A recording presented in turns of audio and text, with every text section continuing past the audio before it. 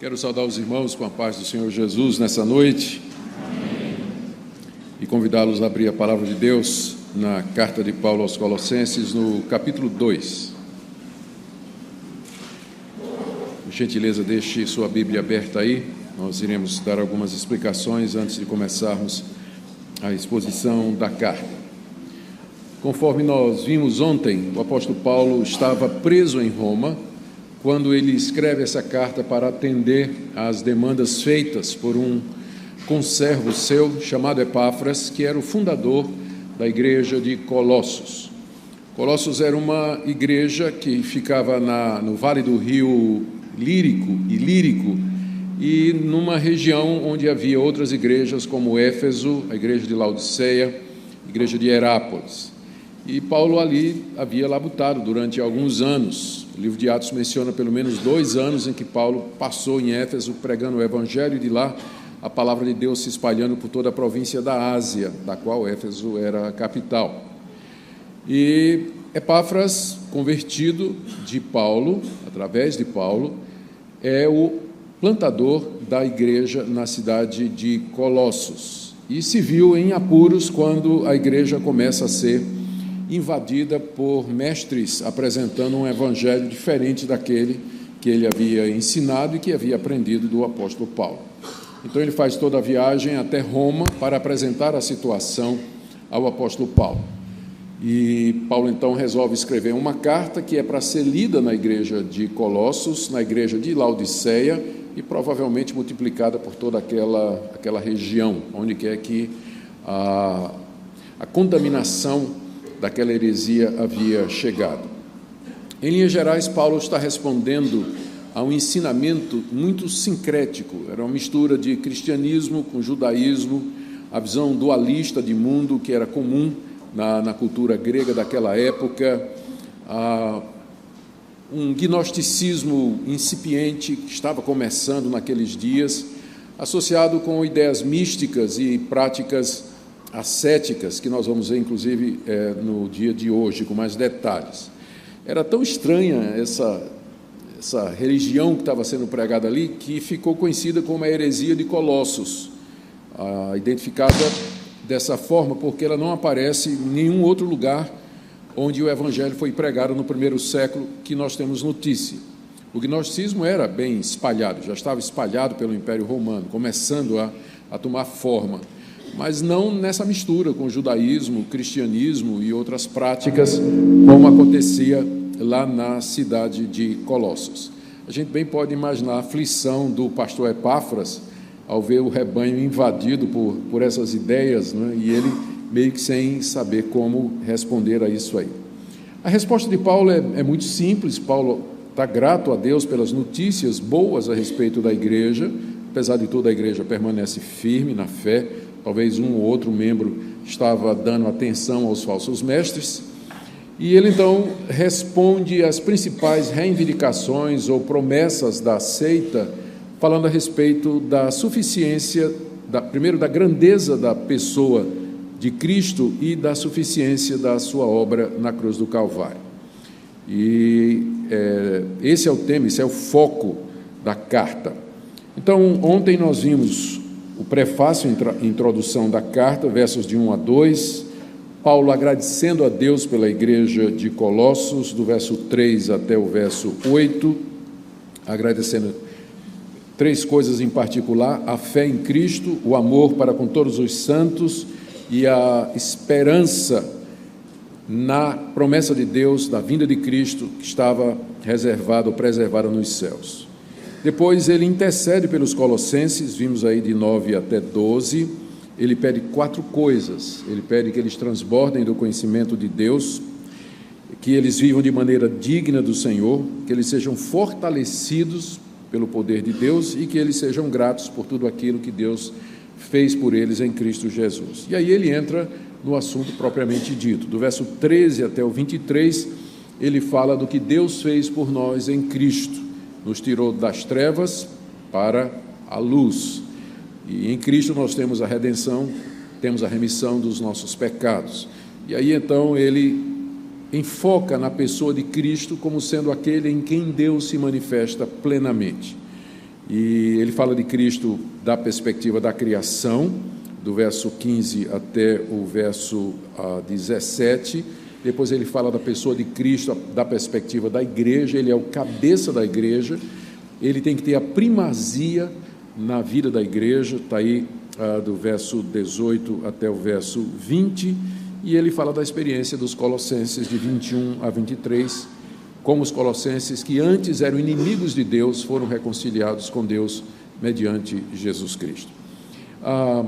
Paulo tem o seu próprio estilo de falar, ele continua sendo um desafio para os estudiosos. O conteúdo geralmente é bem compacto, em frases curtas e às vezes para nós meio tortuosas, e sempre é um suplício às vezes tentar compreender o pensamento do apóstolo Paulo. Mas uma vez que a gente consegue pegar o fio da meada, a gente vê que é simples o que ele está falando, não é complicado. O que ele explica é de uma clareza e de uma profundidade que realmente impressiona até hoje, tem impressionado até hoje o mundo todo. Não é à toa que ele continua sendo inspirador. Minha área de especialização é Novo Testamento. A área de estudos paulinos é a área onde existe o maior número de pessoas e estudiosos aplicados se dedicando a fazer pesquisa nas cartas de Paulo, no seu ensinamento e tudo mais, é maior do que qualquer outra área do Novo Testamento. Mas então, ontem nós ficamos devendo o final do capítulo 1, por falta de tempo, e eu temo que vai acontecer a mesma coisa hoje também. Espero estar profetizando errado aqui. Do verso 24 até o 29, que é o final do capítulo 1, Paulo se apresenta como sendo aquele a quem Deus confiou o verdadeiro mistério, em contrapartida àqueles mestres que diziam que tinham um conhecimento secreto da parte de Deus, que era necessário para a salvação. Paulo diz que ele, como apóstolo, recebeu o mistério de Deus para anunciar. Verso 26, o mistério que estivera oculto dos séculos e das gerações, agora todavia se manifestou aos seus santos, aos quais Deus quis dar a conhecer qual seja a riqueza da glória desse mistério entre os gentios, isto é, Cristo em vós, esperança da glória. Deus de fato tem um segredo, e Deus de fato tinha um mistério. Esse mistério estava oculto no Antigo Testamento, e eu, Paulo, fui levantado por Deus para revelar esse mistério. E o mistério é esse, que vocês, colossenses, fazem parte do povo de Deus mediante Jesus Cristo. Em Cristo vocês são aceitos por Deus, tanto quanto os judeus. Paulo sabe que é o apóstolo dos gentios, que ele foi levantado exatamente para ensinar esse mistério, para revelar esse segredo que Deus tinha mantido oculto no Antigo Testamento, embora os profetas falaram abundantemente sobre isso. Ele faz isso em contraste com esses mestres lá de Colossos que diziam que tinham uma sabedoria secreta de Deus para ensinar. Paulo diz, não, quem tem essa sabedoria secreta sou eu, e o mistério de Deus é esse, Cristo em vocês, Cristo em vós, a esperança da glória. Ele entra no capítulo 2, orando pela segunda vez pelos colossenses. A primeira oração, nós já vimos, está aí no capítulo 1, de 9 a 12, e aqui no capítulo 2, de 1 a 5, ele ora uma segunda vez. Vamos ler. Gostaria, pois, que soubesseis quão grande luta venho mantendo por vós, pelos laudicenses, e por quantos não me viram face a face, para que o coração deles seja confortado e vinculado juntamente em amor, e eles tenham toda a riqueza da forte convicção do entendimento, para compreenderem plenamente o mistério de Deus, Cristo, em quem todos os tesouros da sabedoria e do conhecimento estão ocultos. Assim digo, para que ninguém vos engane com raciocínios falazes. Pois, embora ausente quanto ao corpo, contudo, em espírito estou convosco, alegrando-me e verificando a vossa boa ordem e firmeza da vossa fé em Cristo Jesus. Vamos orar então, queridos irmãos, pedindo que Deus nos ajude a compreender a sua palavra mais uma vez. Senhor, estamos diante da tua palavra e nós pedimos a iluminação do Espírito Santo para a compreensão da mesma. Mostra-nos, ó Deus, a beleza do teu Filho, a suficiência da sua obra, a grandeza da sua pessoa, para que nele nós encontremos plena satisfação, redenção, perfeição e possamos nos regozijar em tão grande salvação que nos é dada gratuitamente através dele e do seu sangue. Nós pedimos que o Senhor abençoe cada pessoa aqui nessa noite, trazendo esse conhecimento libertador, abençoador, em nome de Jesus. Amém. Nessa oração que Paulo faz aqui, pelos colossenses, ele se junta também os laudicenses, como está no verso 1. Eu quero que vocês saibam que grande luta eu venho mantendo por vocês, colossenses, e pelos laudicenses, que eram os moradores de Laodiceia, coladinho com Colossos, onde havia também uma igreja. Paulo diz que vem mantendo uma luta. A referência aqui é uma luta espiritual, é um conflito espiritual que se desenrolava nas regiões celestiais à medida que Paulo entrava em intercessão e suplicava diante de Deus para que os crentes de Colossos e os crentes de Laodiceia, eles permanecessem firmes na fé. Ele chama de luta porque quem ora sabe que foco na oração, perseverança na oração, insistência na oração, de fato é uma disciplina espiritual e envolve uma luta. A palavra que Paulo usa aqui, agona, é de onde vem a palavra agonia, e era o termo que era usado no mundo grego-romano para aquela luta de dois gladiadores corpo a corpo, sem arma, uma luta, acho que seria o MMA de hoje, né? Então, na época de Paulo, fazia parte dos Jogos Olímpicos dois atletas se enfrentarem na luta grega, que era com mãos e sem armas, e o nome daquilo era agona, de onde vem o termo agonia, né? Ou daí o sentido de luta, que é a palavra que Paulo usa aqui. Então ele agonizava, lutava diante de Deus para que os crentes de Colossos e de Laodiceia permanecessem firmes no evangelho que haviam aprendido e não se desviassem para o ensino daqueles falsos mestres que ali se apresentavam.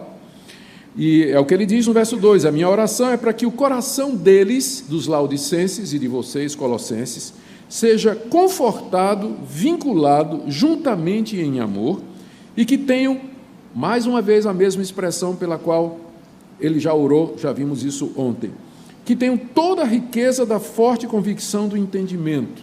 Ou seja, eu oro para que vocês tenham plena convicção do entendimento, para que vocês tenham certeza dessas verdades nas quais vocês foram instruídos. Para que, uma vez que o crente está convicto, se ele tem essa forte convicção no seu entendimento, ele dificilmente vai ser levado por uma falsa doutrina. Crentes que se desviam, geralmente sempre foram crentes que nunca tiveram forte convicção, nunca foram seguros na doutrina bíblica na qual eles foram instruídos, e aí então são levados pelos falsos mestres. Paulo ora para que os crentes de Colossos e Laodiceia, eles tenham essa forte convicção do entendimento, para compreenderem plenamente o mistério de Deus, que é Cristo. Aqueles falsos mestres apresentavam uma sabedoria secreta como caminho de salvação. Mas o mistério de Deus é Cristo. Deus tem um mistério, sim, é Cristo. Mas o mistério de Deus é um mistério... Isso é mistério, viu, irmão? Vou aproveitar a descontração para tomar um pouquinho d'água aqui.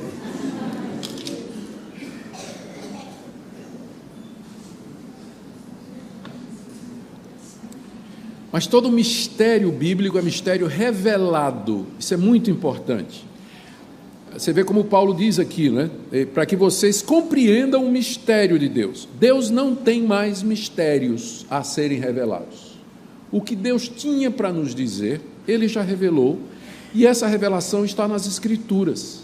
Se você quiser saber o plano de Deus para o futuro, a vontade de Deus, quem é Deus e como agradá-lo, todos esses mistérios, eles estão revelados aqui na Escritura. Não há nada novo que Deus tenha, que queira nos revelar. Então, por isso que nós não cremos em novas revelações, não cremos que Deus guardou para o fim dos tempos alguns mistérios que serão revelados a pessoas especiais, que têm um acesso privilegiado a Deus, depois de 2.000, 3.000 anos de história da igreja. Mas o que Deus tinha a nos dizer, Ele nos disse através dos profetas do Antigo Testamento e através dos apóstolos do Novo Testamento, que registraram infalivelmente, sob inspiração divina, a revelação desses mistérios aqui nas Escrituras Sagradas. Então, Deus tem um mistério, sim, mas ele já foi revelado. E esse mistério é Cristo, em quem, veja o que Paulo diz no verso 3, todos os tesouros da sabedoria e do conhecimento estão ocultos. Você quer sabedoria, você quer conhecimento? Então, eles estão entesourados na pessoa e na obra de Jesus Cristo. Isso porque os mestres estavam oferecendo sofia, que é sabedoria, e gnose, que é conhecimento. Eles estavam oferecendo isso. Paulo diz, vocês não precisam, porque toda a sofia e toda a gnose de Deus já estão entesourados na pessoa e na obra de Cristo. É esse o mistério de Deus. Na pessoa de Jesus Cristo, Deus se revela plenamente. Ele executa de maneira final, eficaz e terminal a sua obra de redenção e de reconciliação com o mundo. Eu digo isso, Paulo explica no verso 4, para que ninguém engane vocês com raciocínios falazes. Está se referindo aos falsos mestres. Então fiquem firmes nisso, em Cristo, a pessoa dele. Vocês são completos e perfeitos em Cristo. Não se engane com os raciocínios que parecem lógicos desses falsos mestres, porque Deus já revelou o que ele tinha de revelar. O mistério já foi revelado, que é Cristo em vocês. Embora ausente, verso 5, embora ausente quanto ao corpo, Paulo estava lá em Roma, não é? Milhares de quilômetros distante, contudo em espírito estou convosco. Não vamos pensar que Paulo aqui está falando de uma sessão espírita, né? Que o espírito dele se transportou, mas é uma maneira de falar, não é? Eu estou ausente, mas eu estou acompanhando tudo aí através do que Epáfras, não é que Paulo estava vendo, né?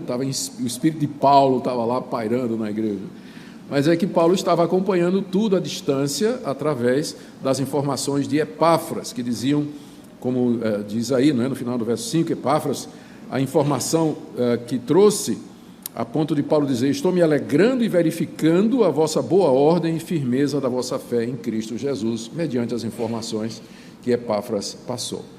Então, é assim que Paulo começa o capítulo 2. Deus, de fato, tem um segredo, ele tem uma sofia, uma gnose, um conhecimento, mas ele já foi revelado na pessoa de Jesus Cristo, em quem estão entesourados a toda sofia, toda sabedoria e todo conhecimento. E aí, então, Paulo começa a aplicar, ele vai agora começar a refutar ponto a ponto, ou pelo menos abordar ponto a ponto, os argumentos daquela heresia. E ele começa com uma orientação geral, versos 6 e 7. Ora, como recebestes Cristo o Senhor, assim andai nele, radicados e edificados e confirmados na fé, tal como fostes instruídos, crescendo em ações de graças. Como é que vocês receberam a Cristo? Vocês receberam a Cristo mediante a pregação do Evangelho, pela graça, mediante a fé. Então, da mesma forma que vocês receberam a Cristo, vocês também andem nele. Continuem andando em Cristo Jesus. Vocês o receberam como sendo o Filho de Deus, o Salvador, aquele em quem estão escondidos todos os tesouros da sabedoria e da ciência. Então, continuem nisso, continuem a ver a Cristo dessa forma. Radicados, verso 7, edificados e confirmados na fé. As duas primeiras palavras são duas metáforas. Radicados quer dizer literalmente enraizados, figura da árvore aqui, a igreja como uma árvore que está enraizada na pessoa de Cristo. Edificados, a figura de um edifício que é construído, cujo fundamento é Jesus Cristo, e firmados na fé. É isso que Paulo deseja, é por isso que ele ora. Tal como fostes instruídos, crescendo em ações de graças. E aí, do verso 8 em diante, que é o que nos interessa mais diretamente hoje à noite, ele vai então enfrentar cada um daqueles pontos. Eu quero só chamar a sua atenção aqui para o fato de que Paulo combinava duas coisas. Ele orava pelos colossenses e ele ensinava aos colossenses. Isso é importante no ministério pastoral. Às vezes nós pensamos que basta instruir e os pastores esquecem de orar. Ou então tem pastores que são homens de oração, mas ensino zero. Então, só oração não basta e só ensino não basta. Para manter a igreja firme, para manter os membros firmes na fé, os seus líderes têm que orar, agonizar em oração, como Paulo estava fazendo aqui, e instruir a igreja. São duas coisas, andam juntas, não pode separar. Se você só instrui, mas não ora, sua instrução, ela pode chegar a convencer intelectualmente um ou outro, mas ela não desce para o coração, pelo poder do Espírito Santo. Se você ora, você vai criar um clima de espiritualidade na igreja, mas falsa, sem espinha dorsal, que não vai suportar a entrada de falsos ensinamentos. Falso ensinamento. Toda verdadeira espiritualidade, ela tem que ter uma teologia forte por detrás, senão ela vira misticismo, ela vira pragmatismo, ela vira superstição. E o que tem de crente supersticioso dentro das igrejas, a gente não faz ideia, não é? Crente supersticioso, tem muito, que pega os cacuetes evangélicos e, a semelhança dos nossos amigos católicos, né, tratam, deixa a Bíblia aberta no Salmo 95, né, na entrada de casa, e tem um monte de outras coisas, copo d'água, é grande a lista, não vou entrar nisso agora, né? Por aí vai. Então, sem teologia vira superstição evangélica. Muito bem, vamos lá, do verso 8 até o verso 9, Paulo trata primeiro da questão do gnosticismo. Nós já vimos, do gnosticismo e dualismo, nós já vimos que o movimento gnóstico era um movimento cujo nome já indica, trazia como ensinamento principal um conhecimento, gnose, secreto, que dava acesso a Deus. E esse conhecimento envolvia, esse conhecimento passava pelo envolvimento do adorador, do iniciado, com os espíritos desse mundo, os espíritos rudimentares desse mundo, que eram os anjos, que seres celestiais que ocupavam espaço entre nós e Deus, morando em todo o exército celestial, Sol, Lua, Estrela. Como é que a gente sabe disso? Está na Bíblia? Não, a gente sabe disso pela arqueologia, pela descoberta histórica de bibliotecas, de livros datando do século II, que nos mostram como funcionava o gnosticismo. Eu fiz referência às descobertas ontem, não vou perder tempo recuperando tudo, porque nosso tempo aqui está bastante limitado. Então, juntamente com isso, havia além dessa gnose, havia essa visão equivocada de mundo, de que o mundo material era inferior e intrinsecamente mal, sendo reflexo do mundo das ideias ou do mundo espiritual. Essa dualidade de visão estava também presente no ensinamento dos falsos mestres. Olha o que Paulo diz a respeito disso, no verso 8 até o verso 10. Cuidado, que ninguém vos venha a enredar com sua filosofia e vãs sutilezas, conforme a tradição dos homens, conforme os rudimentos do mundo, e não segundo Cristo, porque nele habita corporalmente toda a plenitude da divindade. Também nele estáis aperfeiçoados, ele é o cabeça de todo principado e de toda potestade. Ele começa com uma advertência para que ninguém os enredasse com sua filosofia e vã sutileza. Enredar, Paulo está tirando essa expressão da linguagem popular da sua época. Enredar significava preparar uma pequena rede como armadilha para pequenos animais ou aves. Era uma das maneiras de caçar daquela época. Eu, quando era criança, pegava muito passarinho, colocando visgo de jaca naqueles galhos de árvore, perto de bebedouro, onde eu sabia que os passarinhos vinham pousar. Não está sendo gravado, não. O Ibama não está vendo isso, não, né? Ainda bem. Naquela época não tinha restrição, né? Mas eu sabia exatamente onde os passarinhos iam pousar, pegava o visgo da jaca, que eu acho que muita gente aqui não tem ideia do que é jaca, né? Então, passava nos galhos de árvore. Só digo uma coisa, é melhor do que piqui, pode ter certeza. Passava lá e o passarinho sentava lá e ficava preso. Então, essa era uma maneira. Na época de Paulo, se usava pequenas redes que eram colocadas nos locais onde os animais costumavam passar, e eles eram enredados ali, e vinha o caçador e os apanhava. Paulo está usando essa figura aqui. Cuidado que ninguém enrede a mente de vocês. Esses falsos mestres, eles colocam armadilhas mentais para levar cativo o pensamento de vocês para a ideia deles, para os erros deles. E o que é que eles usam? Filosofia. Aqui Paulo está falando, não vejo nada em Paulo contra a filosofia, mas o que eu vejo é Paulo achando sempre que a filosofia mundana ou do homem, ela é incapaz de trazer aquele verdadeiro conhecimento que só se encontra na pessoa de Jesus. Então, quando a filosofia é usada para promover uma visão de mundo ou um sistema religioso onde Cristo não tem lugar, você vê o apóstolo Paulo batendo de frente com a filosofia, que é o caso aqui. E, no caso, a filosofia em mente é o neoplatonismo, que tem aquela divisão que eu falei entre espírito e matéria. Então, uma das coisas que aqueles caçadores de mentes estavam usando era o neoplatonismo e vãs sutilezas, que seriam os argumentos sutis da lógica e da retórica que os gregos tanto apreciavam. Eles eram craques em fazer isso.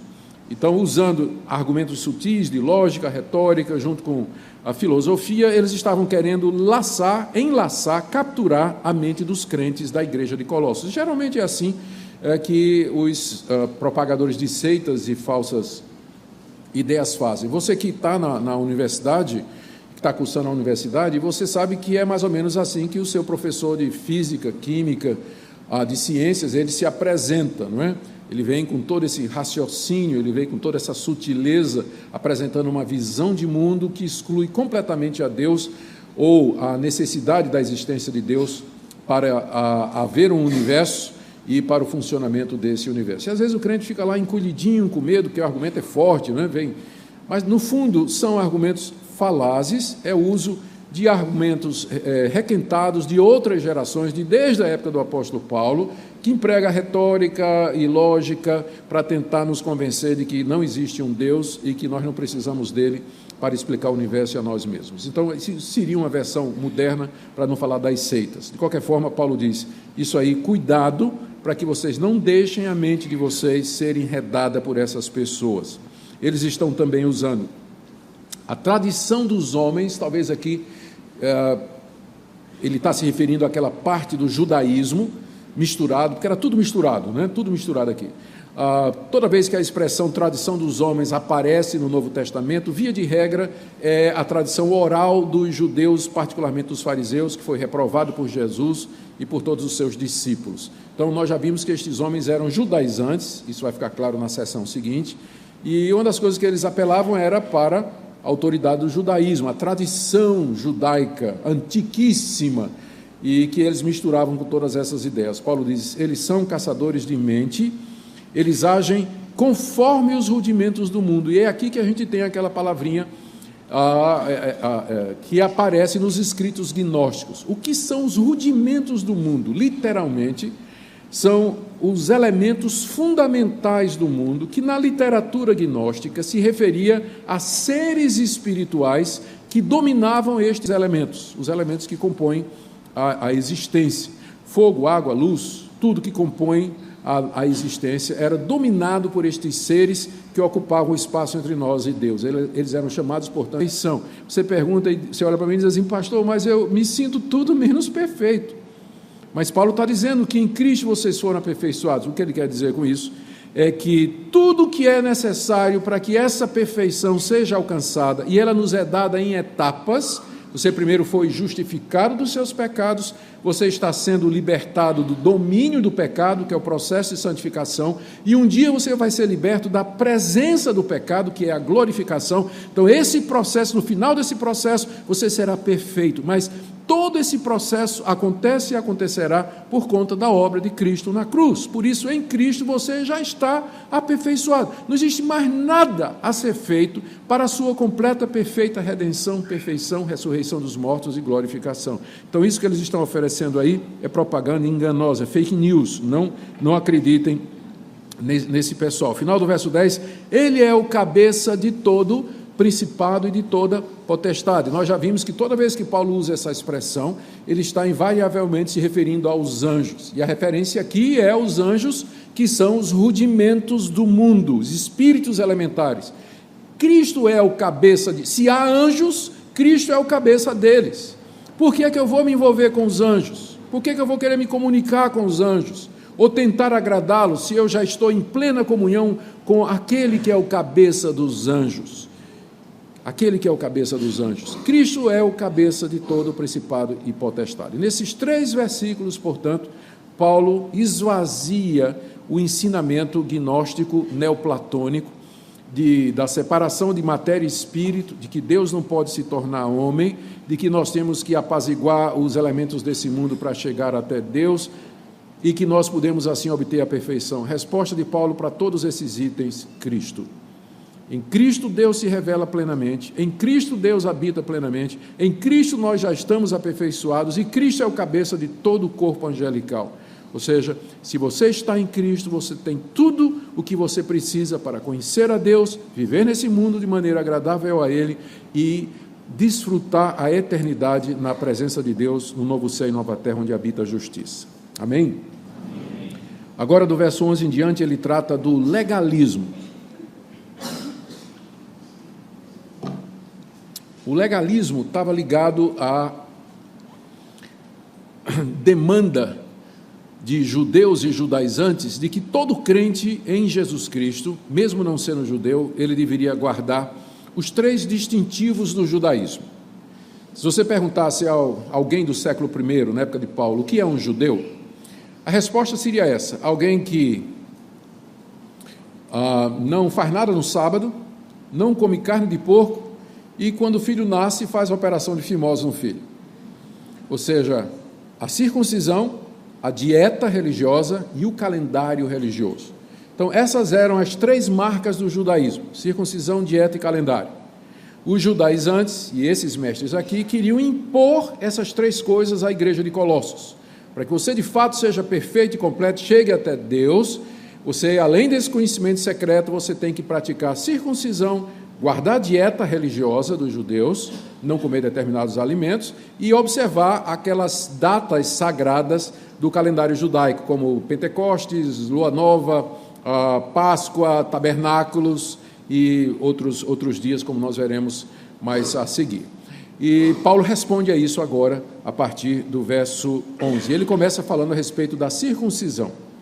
Nele, verso 11, nele também fostes circuncidados, não por intermédio de mãos, mas no despojamento do corpo da carne, que é a circuncisão de Cristo, tendo sido sepultados juntamente com ele no batismo, no qual igualmente fostes ressuscitados mediante a fé no poder de Deus, que o ressuscitou dentre os mortos. E a vós outros que estáveis mortos pelas vossas transgressões e pela incircuncisão da vossa carne, note que ele ainda está falando da circuncisão, ele vos deu vida juntamente com ele, perdoando todos os nossos delitos. O que Paulo está dizendo aqui? Verso 11, vocês já foram circuncidados, irmãos. Vocês não precisam se circuncidar como esses falsos mestres estão demandando, porque aquilo que a circuncisão representava, isso já aconteceu com vocês. Vocês foram circuncidados em Cristo, não por intermédio de mãos, como é a circuncisão judaica. Há uma tradição judaica, a gente não tem como verificar a veracidade dela, mas que diz que os rabinos no primeiro século, antes de Cristo, aliás, primeiro século antes de Cristo, depois de Cristo, eles deixavam crescer a unha do polegar e afiavam de lado. E quando o menino era trazido para a circuncisão, é muito gráfico, eu não vou explicar mais, não é? Por isso a expressão aqui, vocês foram circuncidados não por intermédio de mãos. A circuncisão de vocês foi uma circuncisão no coração. Deus removeu a pele, não a pele do prepúcio, mas Deus removeu o domínio do pecado que havia no coração de vocês, que é isso que a circuncisão representava. É isso que a circuncisão representa, aquela cirurgia espiritual em que Deus converte o nosso coração, Ele tira a capa de dureza, calosidade que cobre o nosso coração e nos dá um coração novo, que é, final do verso 11, a circuncisão de Cristo, que é superior à circuncisão feita por mãos, oferecida pelos mestres judaicos. Então, você não precisa se circuncidar, porque o que a circuncisão representava no Antigo Testamento era exatamente o novo nascimento, é a conversão. E isso através de Jesus Cristo. E uma vez que vocês estão em Cristo, não há necessidade disso, mas há um outro símbolo disso que é a circuncisão, que é exatamente o batismo, tendo sido sepultados juntamente com ele no batismo, no qual igualmente fostes ressuscitados mediante a fé no poder de Deus, que o ressuscitou dentre os mortos. além de vocês foram circuncidados no coração, e agora na nova aliança, o símbolo disso não é mais a circuncisão externa, mas é o batismo, onde a morte para o pecado e a vida para Deus são simbolizados, dando Paulo a entender com isso que o batismo substitui como símbolo a circuncisão que era praticada no Antigo Testamento. O Antigo Testamento. Então, vocês já foram convertidos e vocês já foram batizados. Não há necessidade nenhuma de vocês se circuncidarem. E o último argumento: quando vocês creram em Jesus, vocês eram incircuncisos. Quando vocês foram salvos pela fé em Cristo Jesus, vocês não eram circuncidados, o que prova que a circuncisão ela não é necessária para a salvação. É o argumento dele no verso 13: e a vós outros que estáveis mortos pelas vossas transgressões e pela incircuncisão da vossa carne, vocês eram incircuncisos, vocês eram estranhos. Paulo já tinha falado isso, estranhos a Deus, vocês viviam em trevas, vocês não eram circuncidados, não era nada, não participavam de Israel, da aliança de Deus com Israel, nada. O que é que Deus fez quando vocês estavam assim, meados do verso 13? Ele vos deu vida juntamente com Cristo, perdoando todos os vossos delitos. Quando Deus perdoou vocês, vocês nem eram circuncidados. Então, por que valorizar esse rito que era da antiga aliança, era simbólico, típico, apontava para a conversão, o novo nascimento, a aliança que nós temos com Deus e que agora é simbolizada no batismo.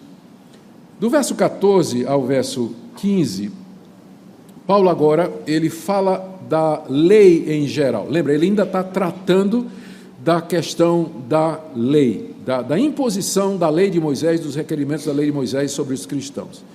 Ele continua, tendo dito no verso 13 que ele nos deu vida perdoando todos os nossos delitos, ele continua no verso 14, tendo cancelado o escrito de dívida que era contra nós e que constava de ordenanças, o qual nos era prejudicial, removeu inteiramente, encravando-o na cruz.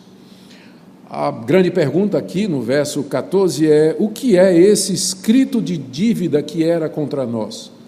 A primeira resposta que geralmente vem na cabeça dos crentes é aquela listinha dos pecados que Deus guarda de cada um de vocês lá no céu. É o escrito de dívida contra vocês que Deus lá, na verdade, hoje em dia, não é? Deus provavelmente vai usar um iPad, ou então, não é? Ele vai ter uma listinha lá de todos os seus pecados, passados, presentes e futuros, que é o escrito de dívida contra você. Não é? Então, por mais que isso possa ser verdade, não é o que Paulo está falando aqui. Veja só, ele diz que esse escrito de dívida consta de ordenanças. Está vendo aí, no verso 14? E mais, que nos era prejudicial. Qual é o escrito de dívida constando de ordenanças e que nos é prejudicial? Resposta: a lei. A lei de Deus, a santa lei de Deus. Os 10 mandamentos, em especial, é o escrito de dívida que nos é contrário e nos é prejudicial. Por quê? Porque os 10 mandamentos, eles mostram o quão pecador eu sou e me coloca na condição de devedor diante de Deus. Não terás outros deuses diante de mim, não farás para ti imagem de escultura, e por aí vai. São 10 mandamentos e nós não guardamos nenhum deles. Lembrando especialmente que o Senhor Jesus disse que o alcance do mandamento era interior também. Então não é só não adulterarás. Se você olhar para uma mulher com intenção impura, você quebrou esse mandamento. Você no coração já adulterou com ela. Também não é só não matarás, dar um tiro em alguém. Se você disser para o seu irmão raca ou idiota ou tolo, te odiar o seu irmão, você já quebrou esse mandamento também. Então, os 10 mandamentos, a lei de Deus, na verdade, elas são escrito de dívida que nos é contrário, porque a lei não foi dada para a nossa salvação. A lei foi dada para fazer esse efeito de mostrar que nós somos pecadores, endividados diante de Deus, inadimplentes, incapazes de pagar a nossa dívida. Porque o que é que vamos oferecer a Deus? Por todas as transgressões que nós já cometemos dos seus mandamentos. Quando eu era evangelista no interior de Pernambuco, ainda antes de entrar no seminário, pregando lá nos moradores da cidade de Gamileira, na usina Cucaú, cortadores de cana, eu distribuía folhetos de casa em casa, ia de casa em casa, batia na porta, e se tinha oportunidade eu entrava, começava a falar, pregar o Evangelho, e começava dizendo para a pessoa de que, de acordo com a Bíblia, ela era pecadora, e que ela estava em dívida diante de Deus. E a pessoa geralmente reagia: não, eu sei que eu sou pecador, mas tem gente pior do que eu. Você precisa ver o vizinho aqui, o que é que ele faz com a esposa, como ele grita com a mulher, esse tipo de coisa. Isso era o que ele falava. E então eu tinha geralmente uma estratégia. Eu dizia: eu posso ler os 10 mandamentos para o senhor, e aí nós vamos ver aqui o quão realmente pecador o senhor é. E aí nós vamos interpretar como Jesus interpretou os 10 mandamentos, alcançando o coração, as palavras e a mente e tudo mais. Quando eu começava a ler os 10 mandamentos, quando chegava no 10º, ele estava calado. A consciência o acusava de ter quebrado todos os mandamentos. E é para isso que a lei foi dada, para mostrar que você é um pecador, que você é indigno de Deus, que você deve a Deus. Por isso a lei, ela é o escrito de dívida que nos é contrário, constando das ordenanças. O problema não é a lei é santa, é justa e boa, porque reflete o caráter desse Deus santo, justo e bom. O problema sou eu, que sou um pecador e não guardo essa lei, sou rebelde, vivo em trevas, sou desobediente, quero fazer minha vontade, não me importo com Deus, e o resultado é que eu quebro tudo isso, e está tudo registrado, está tudo contra mim, diante dos anais celestiais, quem eu sou, e o escrito de dívida. E era isso que os judaizantes queriam que os crentes de Colossos fizessem, que guardassem a lei para ser salvos. Olha o que é que Paulo diz então, agora que a gente sabe do que se trata, vamos ler de novo. Verso 14: tendo cancelado o escrito de dívidas que era contra nós e que constava de ordenanças, o qual nos era prejudicial, removeu inteiramente, encravando na cruz. O que é que Deus fez? Deus tomou esse escrito de dívida que nos era contrário, que constava de ordenanças, e os mesmos pregos que prenderam as mãos e os pés de Jesus na cruz, foram os mesmos pregos que prenderam a lei também, e com sangue de Cristo foi escrito cancelador. Agora me peça, faz sentido pedir para o cristão guardar a lei para ser salvo? Faz sentido o legalismo, ou seja, a obediência de normas e regras divinas ou humanas, como uma tentativa de eu me justificar diante de Deus, uma vez que a norma maior de todas, o próprio Deus cancelou, removeu inteiramente através do sacrifício de Cristo na cruz. Não entenda Paulo mal, ele não está dizendo com isso que nós não estamos mais debaixo de lei. Nós vamos ver isso amanhã, quando Paulo começar a aplicar todas as consequências da obra de Cristo. Ele vai dizer: você tem que viver uma vida santa, você vai ter que viver uma vida reta, no casamento, na família, no trabalho. Vamos ver isso a partir de amanhã. Só que isso é o resultado da redenção e não a causa dela. A lei como meio de salvação, ela foi completamente cumprida a ponto de Paulo usar essa linguagem. Deus removeu a exigência completamente, encravando na cruz o escrito de dívida que nos era contrário.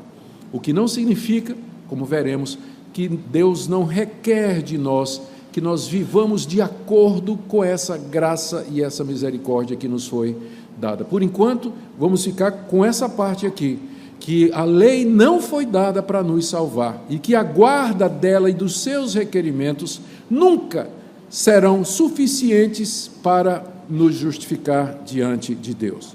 E aí, junto com isso, surpresa, Paulo diz no verso 15, numa conexão que não fica claro à primeira vista: e despojando os principados e potestades, publicamente os expôs ao desprezo, triunfando deles na cruz. Agora aqui Paulo ficou realmente complicado, porque no verso 14 ele está falando da lei, de como Deus a removeu mediante a cruz de Cristo Jesus. E agora no verso 15 ele está falando dos principados e potestades, que nós já vimos, se refere aos anjos. O que é que anjo tem a ver com lei? E por que é que está na sequência? Aqui eu creio que a sequência é a seguinte: os principados e potestades, a que Paulo se refere aqui, são o diabo e seus anjos. Qual é a ferramenta ou qual é a arma que o diabo usa diante de Deus para exigir a nossa condenação? A lei. Ó Deus, eis-me na tua presença. Estou aqui falando como o diabo, mas não confunda as coisas, por favor, não confunda. Olha o teu servo Augustus, invejoso, quebrando aí o 10º mandamento, cobiçando o ministério dos outros pastores. O senhor vai deixar isso assim? Tu não és santo? Qual é a força da acusação do diabo contra a igreja? A lei. Ele é o acusador dos irmãos.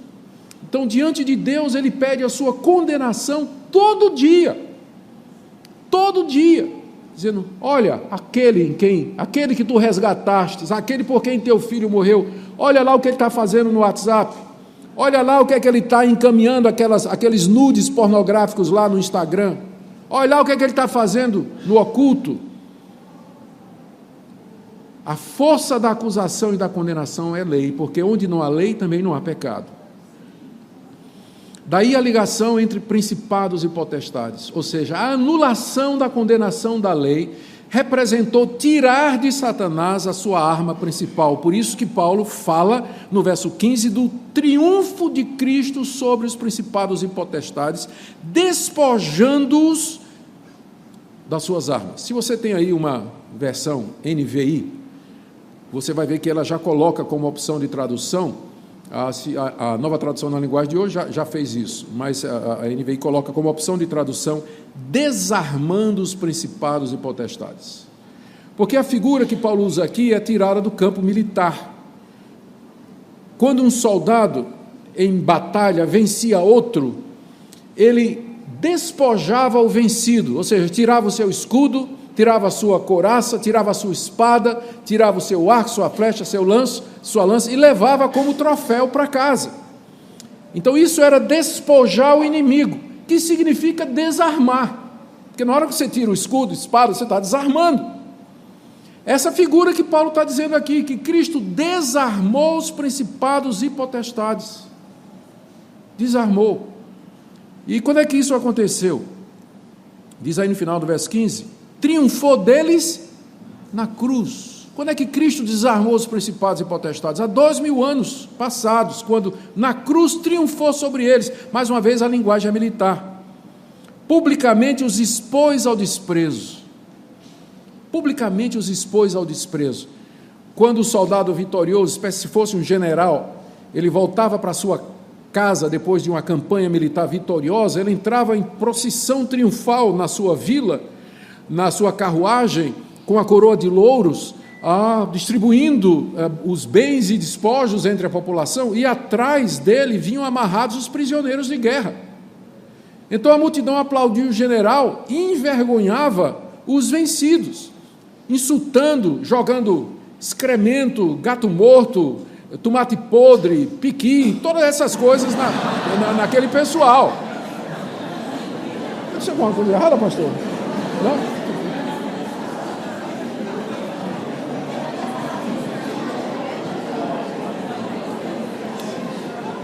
Descontrair um pouquinho. Então, aqueles vencidos, eles eram expostos publicamente ao desprezo. Então, a figura é essa: quando Cristo morre na cruz, triunfa dos principados e potestades, ele sobe como general vitorioso aos céus na sua ascensão, e ali ele está humilhando, despojando publicamente Satanás e os seus anjos. Você vê aquele adesivo que o pessoal gosta de colocar atrás do carro, está amarrado? Teologia pura, perfeita, está amarrado há 2000 anos.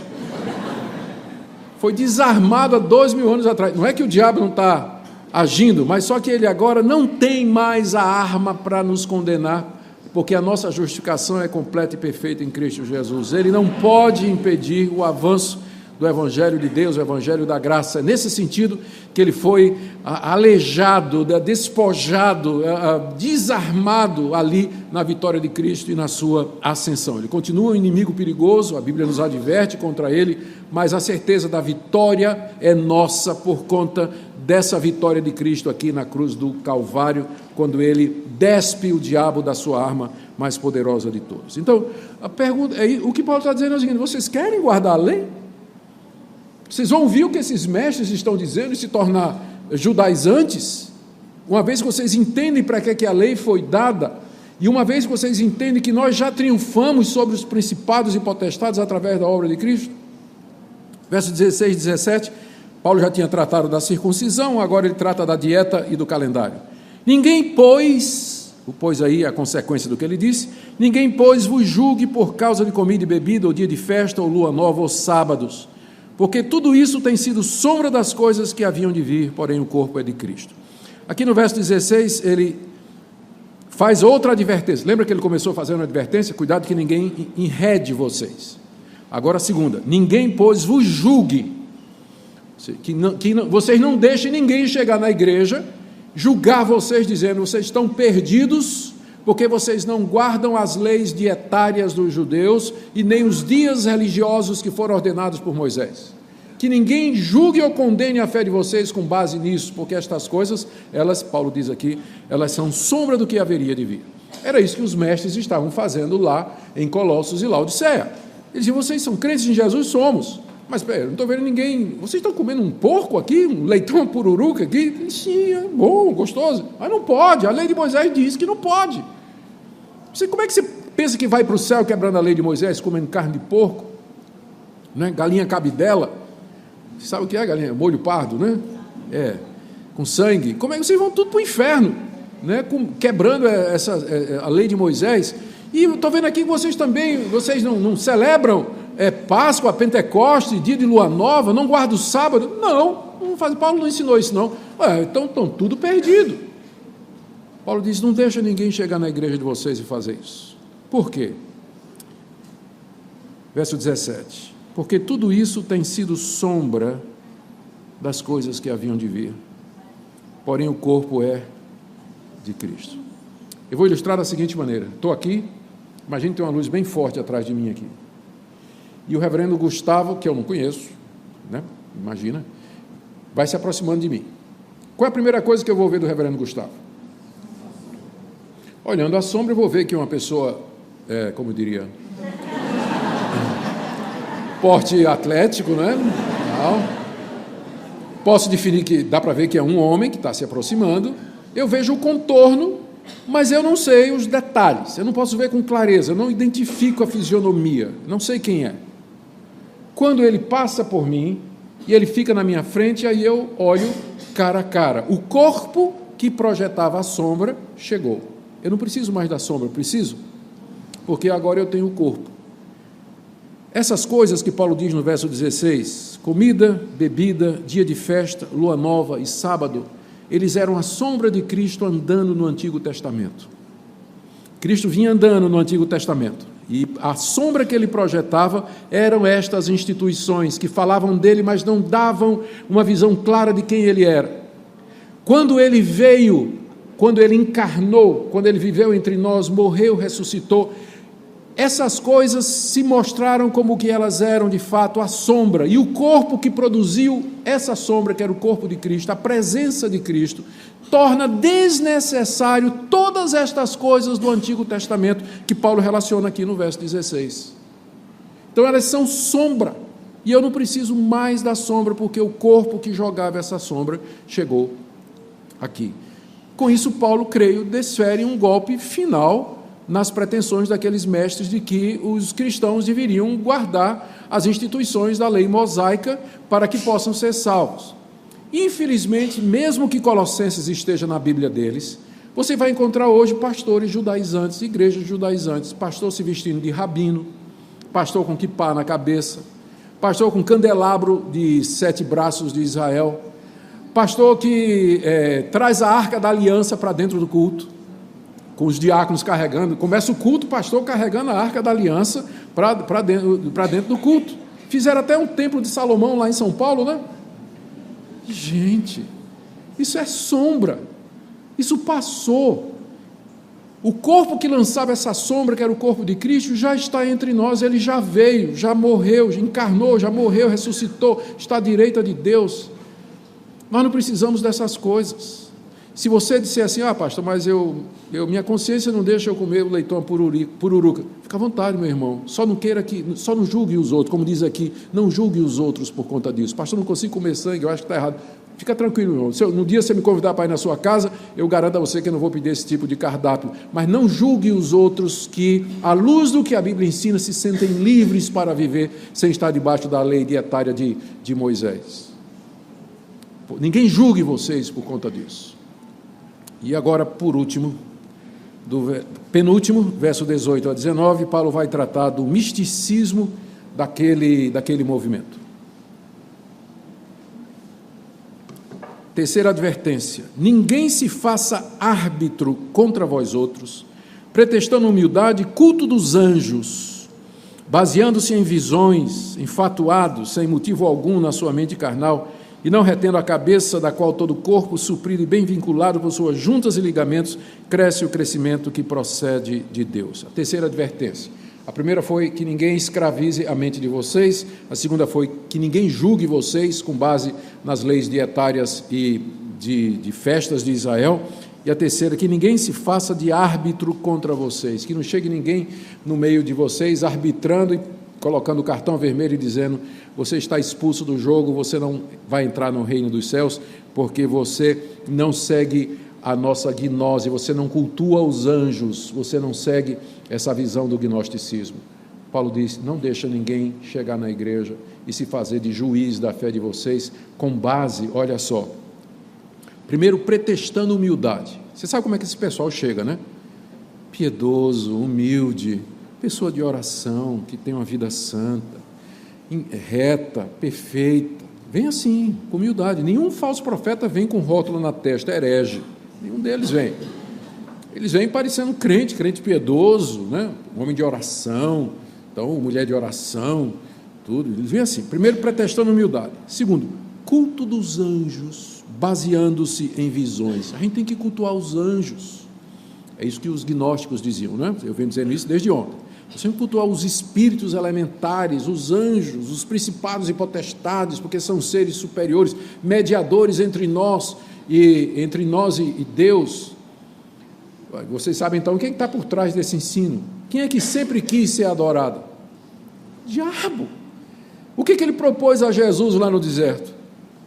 Tudo isso te darei se prostrado me adorares. Então o que está por detrás de qualquer doutrina, religião que fala de culto aos anjos, cultuar os anjos, adorar os anjos? É o diabo, naturalmente, porque ele quer adoração. Então, esse pessoal estava chegando e dizendo: olha, nós temos que cultuar os anjos, temos que dar adoração aos anjos também. Aí, se fosse feita a pergunta: mas com base em quê? Porque Paulo nunca ensinou isso. Paulo admitia principados e potestades, mas sempre mandou a gente ter cuidado, né? Inclusive, lá em Éfeso, quando ele pregava, ele dizia: tome a armadura de Deus, porque nossa luta não é contra carne e sangue, mas contra principados e potestades. Então, o mundo angélico é misterioso, é invisível, é sutil. Você nunca sabe com que tipo de anjo você está falando, porque diz que Satanás se transforma em anjo de luz. Paulo ensinou isso, que Satanás se transforma em anjo de luz. Então, contato com anjo é extremamente perigoso. Qual é a base que eu tenho para cultuar anjo? Como é que eu sei que por detrás desses anjos não estão demônios? Aí a resposta é: não, porque eu tive uma visão. Não é isso aqui, ó? Baseando-se em visões. Não, eu tive uma visão. Deus me apareceu e me deu esse conhecimento secreto, essa gnose que vocês não têm. Paulo não tinha esse conhecimento, mas eu tenho esse conhecimento, dizia o falso mestre. E esse conhecimento significa, no final, que nós temos que apaziguar, temos que adorá-los, cultuá-los para podermos chegar até Deus. No gnosticismo estabelecido do século II, quando o gnosticismo se tornou uma religião bem organizada e tudo mais, eles chamavam esses anjos de íons, e tinham diversos níveis de íons entre nós e Deus que nós tínhamos que vencer. À medida que a gente progredisse no conhecimento, a gente ia avançando nessa escala hierárquica de anjos, até que finalmente chegaríamos lá na presença de Deus e na presença de Cristo. Embora não ainda com toda a sofisticação do século II, mas já no século I o gnosticismo trazia essa ideia do culto a anjos. E qual era a autoridade baseada em visões? Eu poderia passar aqui um bom tempo mostrando para vocês que praticamente toda falsa religião que surgiu do cristianismo até hoje, ela foi baseada em visões. Um dia um pastor de cabras chamado Mohammed, entrou numa caverna, onde ali teve uma visão de um anjo, o anjo Gabriel, que apareceu para ele e disse: o judaísmo e o cristianismo foram duas etapas da revelação final de Deus, mas agora eu vou te dar a última revelação, escreve aí. Mohammed não sabia ler nem escrever, decorou, passou para um colega que escreveu e saiu o Alcorão, o livro base do islamismo, baseado nas visões que Mohammed teve numa caverna do anjo Gabriel. Não muito tempo, durante a Idade Média, se você perguntar qual foi a autoridade com a qual a igreja cristã trouxe certas práticas místicas à igreja, eles vão falar de aparições de Maria, aparições dos santos, visões que tiveram os místicos do deserto na contemplação de Deus. Muitos deles eram levados a ter visões do Cristo e assim por diante, e com base nisso, práticas místicas foram introduzidas na igreja na Idade Medieval, dando aquele trabalho todo para os reformadores, tirar tudo isso e dizer só a Escritura, somente a Bíblia. Depois da Reforma Protestante, ou durante o tempo da Reforma Protestante, já tinha grupos falando, Calvino chamava de os entusiastas, que diziam que dizer que Deus fala só pela Bíblia era prender Deus, o Espírito Santo, num livro. Deus nos fala diretamente do céu hoje, da mesma forma que falou com Abraão, diriam os entusiastas. E Calvino teve que escrever um tratado, primeiro em francês, depois traduziu para latim, onde ele então enfrentava estes entusiastas que havia durante o período da Reforma. Mais tarde, no período da expansão da Reforma Protestante, surgem grupos como Quakers e outros que tinham visões de Deus, que ficava o nome Quaker, né, porque eles entravam em transe e ficavam tremendo. Então não tem nada novo debaixo do sol hoje em dia, né? O pessoal que não conhece a história da igreja pensa que a gente está assim vendo coisa nova. Nada. Na época da Reforma já tinha todo esse tipo de manifestação que o pessoal vem hoje, pastor metralhadora, já viu no vídeo no YouTube, pastor metralhadora, pastor peão que fica rodando. Eu vi um pastor que depois de ter sido batizado com o Espírito Santo queria subir num pau de sebo montado no meio da igreja. Está tudo na internet, mas nada disso é novidade. Na época da Reforma já tinha tudo isso. Um dia apareceu um menino chamado Joseph Smith. Ele disse que quando acordou, que durante a noite, ao lado da cama dele, apareceu um anjo chamado Moroni, dizendo: todas as religiões estão erradas e eu vou te dar a revelação para os santos dos últimos dias, que está escrito em egípcio antigo, numas placas que eu vou te mostrar a localização. Joseph Smith foi lá, fez a tradução do egípcio antigo para o inglês e surge o livro dos Mormons. O mormonismo é baseado nisso. Eu poderia escandalizar alguns de vocês aqui com mais algumas histórias que vocês vão ficar surpresos de onde determinadas coisas que os evangélicos aceitam hoje como padrão surgiu com gente tendo visão. Como, por exemplo, ninguém me jogue pedra, a ideia do arrebatamento secreto foi uma visão que uma moça teve num congresso de escatologia realizado há cerca de 200 anos atrás pelos irmãos Plymouth, lá na Europa. Essa moça teve uma visão de Cristo vindo secretamente para arrebatar sua igreja antes da grande tribulação, doutrina que nunca tinha sido ensinada na igreja antes disso. G12, Castellani, teve uma visão de Cristo dizendo que a igreja estava errada esses 2000 anos, porque não entendeu que Cristo queria que a igreja fosse discipulada em grupo de 12, por isso que ele tinha chamado 12, era isso que a igreja deveria ter continuado a fazer, mas agora Cristo apareceu a Castellani e mandou que ele restaurasse a vontade de Deus na igreja, daí surge o movimento G12, e como eu disse, a lista vai longe, mas o que eu quero dizer é que geralmente a base de autoridade que é apresentada para esses novos ensinos é: eu tive uma visão, Deus me disse, Deus me apareceu, um anjo do Senhor me revelou. Por isso que a gente fica nervoso com gente dizendo isso, né? Deus me disse, porque se Deus lhe disse, meu irmão, se Deus falou, você está acima de crítica. Eu vou dizer o quê? Se Deus lhe apareceu, se Deus lhe revelou isso, está acima de qualquer crítica, porque qualquer coisa que eu vou lhe dizer, eu estarei indo contra o Todo-Poderoso, e eu não me vejo nessa função. E a Bíblia não nos ensina isso, diz que é para testar os espíritos, é para examinar os profetas, é para confrontar os falsos mestres, que geralmente vêm com esse tipo de coisa. Paulo diz: olha, não deixe esse pessoal se colocar como árbitro da fé de vocês, pretextando visões. O resultado é culto de anjo e outras coisas. Essas pessoas, final do verso 18, são infatuadas, né, cheias de si, sem motivo algum, na sua mente carnal. Não tem nada de espiritual aí, é simplesmente a mente carnal sendo religiosa e inventando coisa nessa área. Não retendo a cabeça que é Cristo, da qual todo o corpo suprido, bem vinculado por suas juntas e ligamentos, cresce o crescimento que procede de Deus. Paulo está dizendo, isso aí não tem nada a ver com Jesus, porque ele já tinha dito, em Cristo é que estão todo o mistério de Deus, o conhecimento de Deus, a sabedoria de Deus, tudo está entesourado nisso. Essas ideias que estão aparecendo aí, nenhuma delas glorifica Cristo, nenhuma delas exalta Cristo, nenhuma delas é baseada em Cristo. É tudo fruto de uma mente carnal que apela para visões, trazendo esses falsos ensinos. Por isso, ninguém seja juiz de vocês, seja árbitro de vocês trazendo essas coisas. Por último, do verso 20 até o verso 23, Paulo combate o ascetismo daquele movimento. Ascetismo ou ascese é a ideia baseada no neoplatonismo, na visão dualista de mundo, de que para que nós possamos ascender espiritualmente, para que nosso espírito possa se elevar, nós temos de quebrar a prisão da alma, que é o corpo. O corpo é a prisão da alma, e ele não pode se elevar até Deus se essa prisão não for quebrada.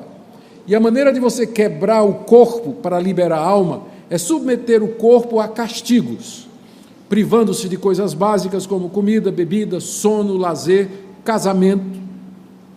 E à medida que você então castiga o seu corpo e o reduz à escravidão, você libera o seu espírito, que vai então subir a Deus. Isso se chama ascese e é muito antigo e era praticado por esses falsos mestres que estavam chegando em Colossos e Laodiceia. Olha o que Paulo diz, verso 20. Se morrestes com Cristo para os rudimentos do mundo, nós já sabemos o que é que ele está dizendo aqui, não é?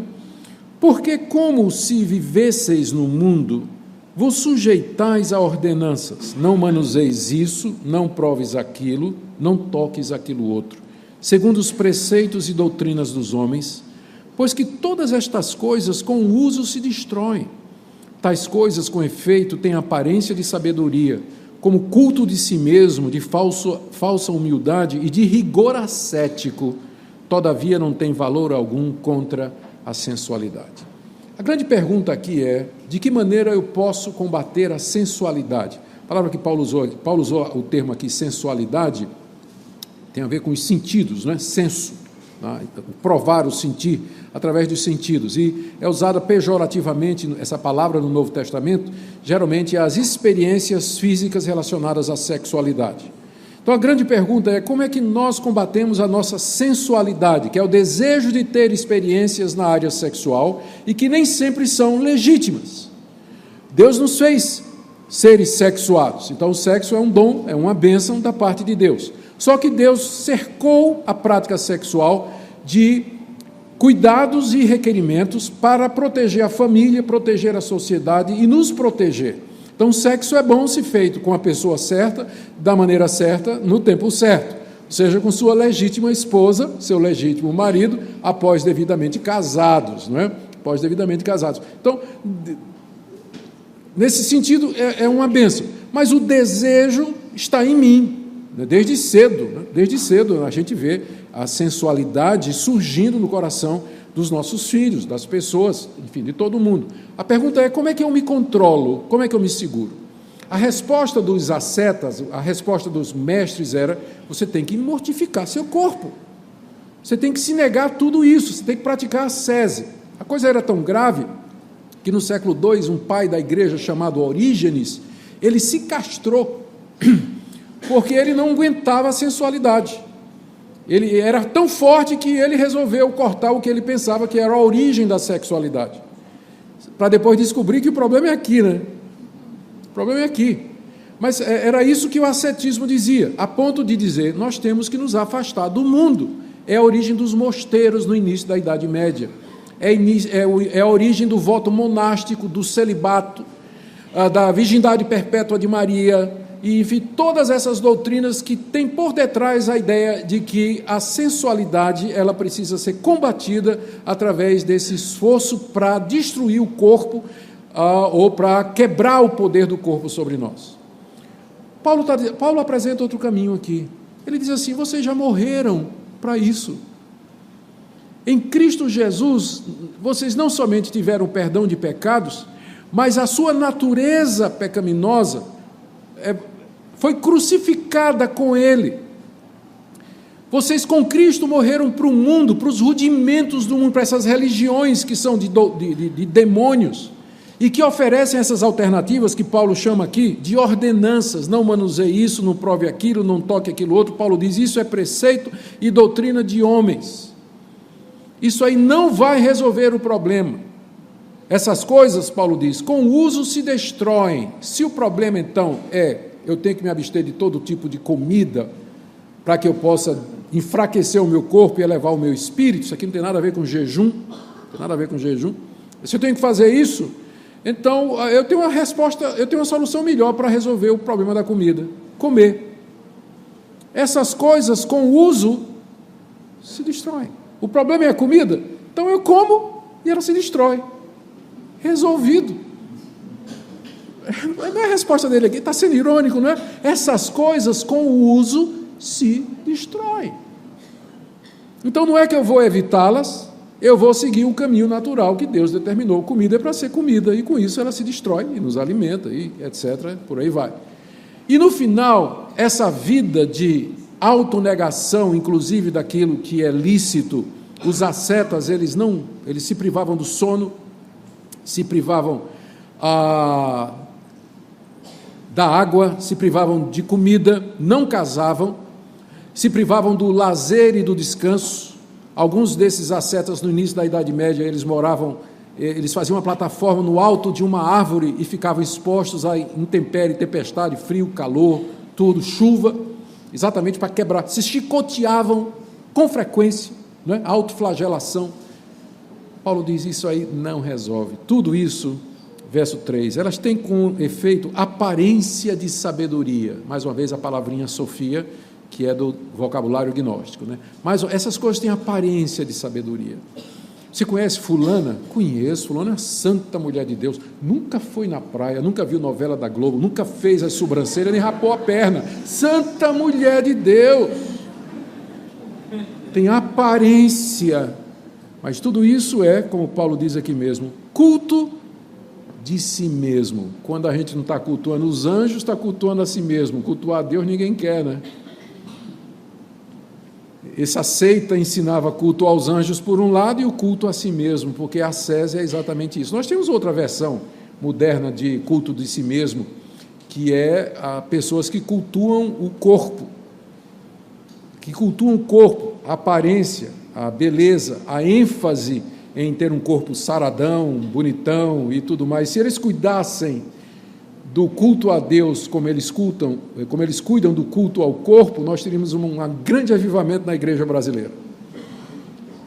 No fundo, muitas destas coisas é culto de si mesmo. Elas têm aparência, mas são culto de si mesmo. Falsa humildade e de rigor ascético. E ao final, todavia, não tem valor algum contra a sensualidade. Você pode castigar seu corpo, você pode fazer o que a Orígenes fez, numa versão mais radical disso aí. Você pode viver uma vida de privação, de negação de si mesmo, mas isso não vai resolver o problema do pecado no seu coração. Inclusive, a história mostra que exatamente os mais legalistas nessa área são os que geralmente acabam caindo em pecado de imoralidade. Aqueles que são mais durões nisso aí. Tem um exemplo trágico que eu vou trazer agora para vocês, mas que já está em todas as mídias sociais. Quem não lembra do famoso livro de Joshua Harris, Eu Disse Adeus ao Namoro?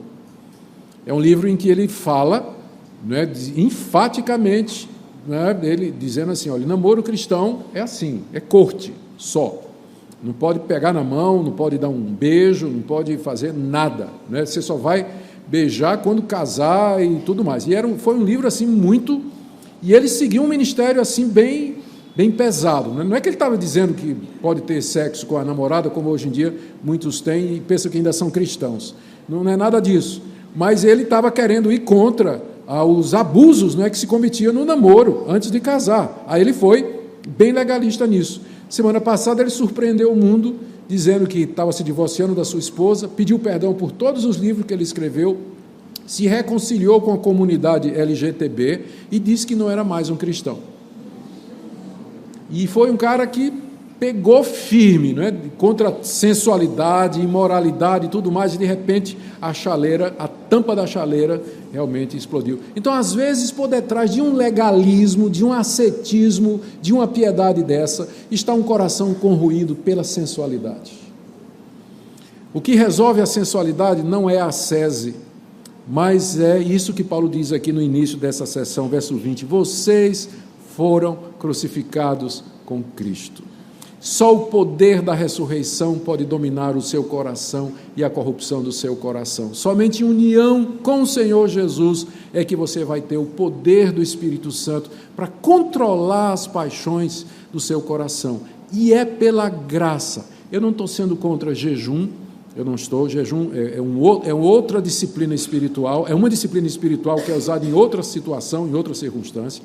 Eu não estou dizendo que você não deveria, em certas situações, se abster de determinadas coisas para não cometer escândalo. O que eu estou dizendo é que o princípio que a Bíblia nos apresenta da libertação da sensualidade é a nossa união com Cristo. Daí o tema desse livro aqui é a suficiência de Cristo. Ele é suficiente para me aperfeiçoar, ele é suficiente para me reconciliar com Deus. Nele Satanás foi desarmado, nele eu já triunfei da lei, e nele a lei, a dívida, o escrito de dívida foi cancelado, e em Cristo eu tenho o poder para vencer a sensualidade do meu coração. Cristãos que vivem na prática da imoralidade, da pornografia e da impureza sexual é porque não têm uma vida de comunhão íntima com o Senhor Jesus Cristo e, portanto, não vivem uma vida cheia do Espírito Santo. Lembre, Ele é o Espírito Santo, e se você está cheio dele, o primeiro efeito, de fato, vai ser santidade na sua vida. Eu quero terminar com algumas breves aplicações. Em primeiro lugar, uma palavra para você que é muito fã ou vive atrás de toda novidade que aparece no mundo evangélico e que talvez siga pastores e obreiros cuja autoridade é baseada em conhecimento secreto, revelações, acesso especial a Deus. Sabe que esse tipo de coisa é claramente contrariada na Escritura Sagrada. Deus, os mistérios que Deus tinha para nos revelar, Ele já revelou. Não há nada novo que Deus queira nos dizer. Não é que nós já sabemos tudo a respeito de Deus. A gente reconhece que a Bíblia ela não é exaustiva, mas ela é suficiente. O que Deus queria que nós soubéssemos para vivermos nesse mundo, agradá-lo, já está revelado na Bíblia. Então não vá atrás de novas revelações, novas doutrinas. Lembra desse princípio, sola Escritura, somente a Bíblia. Estude a palavra de Deus, mergulhe no mundo bíblico, encha sua mente com os princípios da palavra de Deus e você vai estar equipado para viver nesse mundo de maneira a agradar a Deus. E minha segunda palavra é para nós pastores. Colegas, vejam o trabalho que o apóstolo Paulo está tendo aqui para manter uma igreja no rumo. Paulo era homem de oração, era homem piedoso, era homem que tinha autoridade. Mas ele não se furtou a estudar. Ele está dizendo essas coisas porque ele conhecia esses movimentos. Paulo era um homem estudado, era um homem preparado. E às vezes, colega, você desestimula a própria igreja quando você diz que doutrina mata e o Espírito vivifica. Fazendo uma contradição fora de contexto, que não é isso que Paulo está querendo dizer em 2 Coríntios capítulo 3, quando ele faz essa expressão. Quando ele diz que a letra mata e o Espírito vivifica, é um contraste entre o Antigo Testamento e o Novo, não é entre doutrina e vida espiritual. Às vezes nós mesmos desencorajamos as ovelhas de estudar a palavra de Deus. Nós damos ênfase em campanha de oração, de buscar a Deus, buscar prosperidade, resolver os problemas materiais, quebra de maldição, expulsão de demônio. Mas a mente dos cristãos não tem conhecimento de Deus, não conhece a verdade, eles se tornam presa fácil dos lobos devoradores que estão aí. Então faça um favor a si mesmo e ao rebanho que Deus lhe confiou, estude mais, leia mais a Bíblia, se prepare mais para ministrar a palavra de Deus, e quando for pregar, não pregue sua experiência não, colega, que a igreja está ali não é para ouvir as histórias da sua vida não. O povo de Deus vem para a igreja para ouvir a Escritura, ouvir a palavra de Deus, e é isso que você tem que ensinar a Bíblia para esse povo carente, necessitado, sofrido. Amanhã Dona Maria vai estar na feira vendendo pastel. O que meu sermão de hoje à noite vai ajudá-la nisso? Você tem que pensar nisso. E por último, uma palavra a você que está lutando contra a sensualidade no seu coração e já foi derrotado tantas vezes. Peca, confessa, peca, confessa, peca, confessa.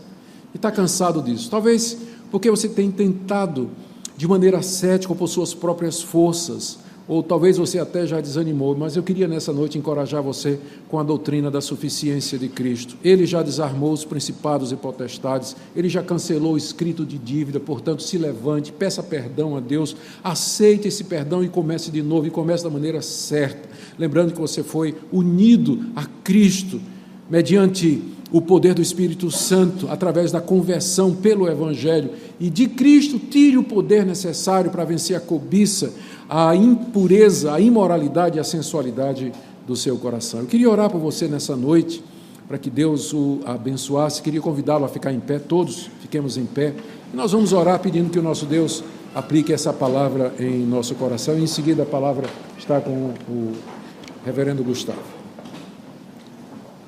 Senhor, nós estamos todos diante de Ti nessa noite, gratos pela obra completa e perfeita de Jesus, em quem estão escondidos todos os tesouros da sabedoria e da ciência. Ó Deus, Te damos graças porque esse mistério nos foi revelado pelo Evangelho, e nós podemos ter acesso a esse que é o conhecimento mais importante do mundo, porque do que adianta o homem ganhar o mundo e perder sua alma? E aqui nós estamos, ó Deus, diante de Ti, pedindo graça e misericórdia, para vivermos uma vida santa e reta, em gratidão diante de Ti, por tudo que o Senhor nos tem feito. Abençoa esse povo querido que está aqui nessa noite, que nos acompanha online, pelas redes sociais, que o Senhor esteja abençoando, guiando em tudo. É o que nós te pedimos em nome de Jesus. Amém. Vocês podem sentar.